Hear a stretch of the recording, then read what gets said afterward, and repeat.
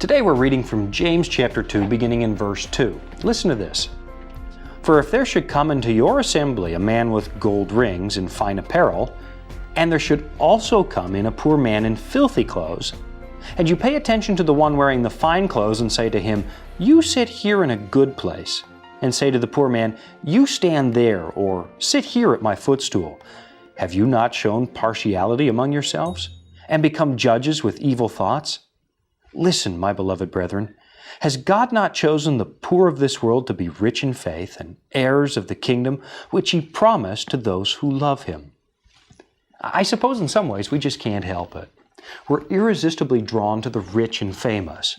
For some reason, we seem to think if we can only get close to those kinds of people, it says something about our own stature.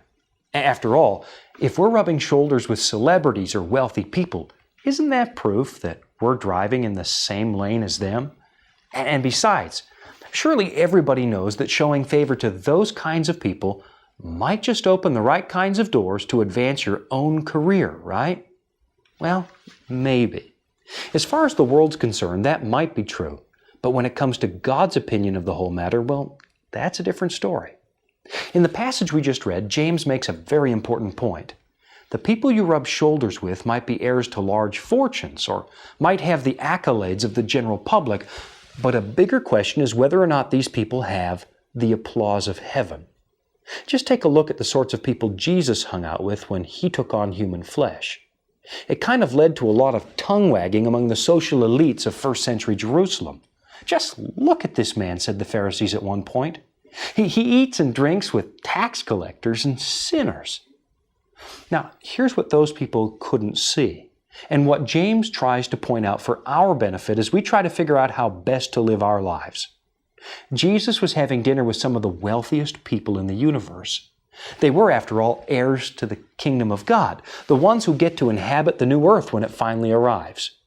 So while they might not have had names that you'd find in the entertainment section of the newspaper, they did have names that you'll find in the Lamb's Book of Life, which in the long run, say 1,000,000 years from now, is a much better place to find your name. I guess what James is trying to let us know, at least in part, is that the moment is coming when our selfish, sinful way of evaluating people is going to prove to be disastrous. When it comes time to cross the finish line of life, almost everybody suddenly gets good priorities. But wouldn't it be a whole lot better to adopt the kinds of priorities now that we're going to live with for all eternity? Frankly, that's just got to be a better way to live.